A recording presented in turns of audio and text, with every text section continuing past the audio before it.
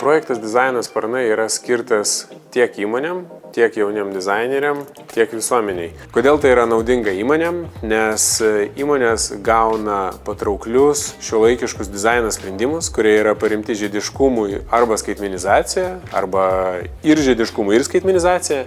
Dizaineriai tuo metu gauna naudingos patirties, kuri yra paremta realiais rinkos poreikiais ir sukuria naudingus, gerus sprendimus ir supranta, kaip vyksta procesai įmonėj. Esu industrinis dizaineris, aš kuriu fizinius produktus, labai įvairius, nuo baldų ir transporto ir elektronikos. Šiaip koncepcija šito projekto atrodo labai protinga, kad suvesti ir mažas įmonės ir dizainerius, nes kai esi dizaineris, kuris dar nelabai žinomas, tai sunku ir mažesnės įmonės pasiekti, ir mažesnės įmonės bijo dizainerius samdyti. Šita įmonė, su kuria praeitą pusmetį dirbau, Uveresa, jie susikūrė maždaug pandemijos pradžioje, kai ypač padidėjo poreikis šitų šviestuvų.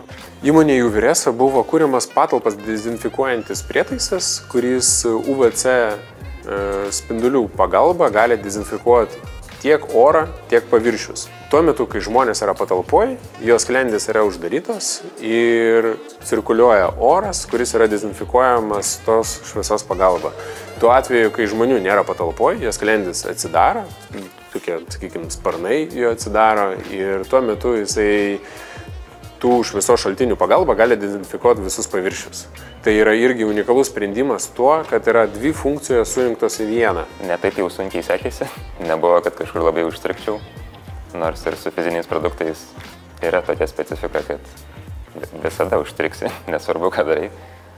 Viskas užtruks bent 3 kartus ilgiau nei tikėsi, bet pakankamai gerai pavyko. Įsilieti į kolektyvą sekėsi gerai, man atrodo, iš abiejų mūsų ir mano ir iš įmonių pusių. Tai yra vien geri atsiliepimai, kiek kol kas bendravom ir turbūt dar bendrausim ateityje. Man su Luko Vienu tikrai labai patiko dirbti. Jisai labai greitai pasiūlė įvairių koncepcijų ir mes jau tada praktiškai po savaitės ar po 2 mes jau rinkomės iš įvairių koncepcijų, pasirinkom, kuri koncepcija yra geresnė. Tai jisai puikiai įsiliejo į mūsų komandą ir dirbti buvo tikrai malonu. Realiai 5 mėnesius mūsų įmonė buvo padidėjusi 1 darbuotoju. Dėl dezinfekcinio šviestuvo procesas prasidėjo visai greitai. Mes gal per antrą susitikimą jau po poros savaičių nuo projekto pradžios, man atrodo, kalbėjom apie visus mechanizmus, kurias galėtume naudoti. Ta projekto specifika gal tokia, kad yra lempos, kurios jau egzistuoja ir taip pat elektronikos tam tikros dalis, kurios tiesiog privalo būti šviestuve. Tai mes turim jau kažkokį tūrį, kurį reikia kažkaip apvilkti ir padaryti funkcionalų. Tai nuo šito galbūt ir prasidėjo ir buvo toks ganėtinai stipriai techniškas procesas, kur visai daug prireikė inžinerijos iš manęs. Galiausiai sukūrėm ne vieną dizaino vadų, pritaikytus skirtingoms patalpoms, skirtingoms luboms, montavimo sistemams. Sudėtinga netgi yra susijęti estetinį dizainą su funkciniais elementais.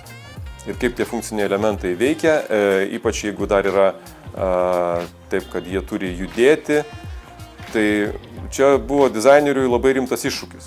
Mentorius mano atveju buvo turbūt pagalba iš vadybos ir procesų suvaldymo pusės ir laiko planavimo. Ir man vis primindavo, kada yra datos, kada reikia ką atsiųsti, atsiskaityti. Dėl pačio dizaino mes kažkaip labai lengvai sutardavom ir pritardavo daugumai mano sprendimų. Čiasi patobulėjęs gal ne tiek dizaino srityje, bet kiek komunikacijos ir šitų procesų valdymo srityse. Man buvo smagu dalintis patirtim, padėti jauniem dizaineriam ir būti tarsi tokiu mediatorium tarp įmonės ir dizainerių ir subalansuotas dvi pusės, nes aš turėjau tiek suprast įmonės poziciją ir jų rinkodarą, jų poreikiai, jų biudžetą, jų galimybės tiek suprast dizainerio galimybės. Ir labai svarbu yra užbrėžti tas linijas, kur baigėsi vieno atsakomybės ir prasideda kito. Tiesiog akivaizdu, kad per tą laiką tu matai, kaip jie paauga. Tai aišku, būtų galima sakyti, kad dizaineriam atsirado ir išauga sparnai, bet jie pradeda kilti su jais. Tai tiesiog matai augimą, kad jie pasidarė kitokie, jie pasidarė labai brandus ir profesionalus. Jie prieš tai turėjo gerus įgūdžius, nes mes atrinkinėjom portfolio, tai mes matėm tos įgūdžius ir tą potencialą, kuris, manau, kad projekto metu labai tinkamai ir gerai atsiskleidė. Kokius produktus mes bekūrėme, tai tas dizainerio darbo elementas buvo visą laiką svarbus ir estetika turi reikšmę. Pirmas žmogus pamato daiktą, o tada jau jeigu jam kažkiek tai jis patinka, tada jau pradedam kalbėti apie funkcijas. Taip yra lengviau. Antram projekto etape dirbau su baldų įmonė.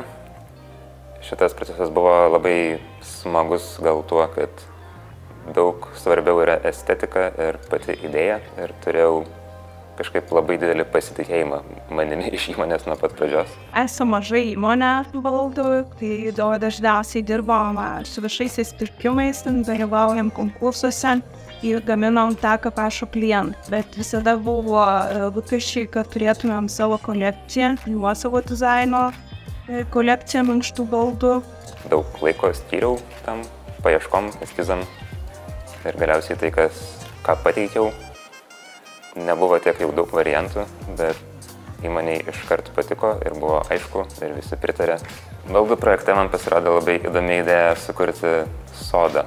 Man atrodo, dalinai inspiracija to, kaip kažkada buvau Belgijoje, Briuselį ir ten buvo tokia metro stotelė, kuri vadinasi Botanik.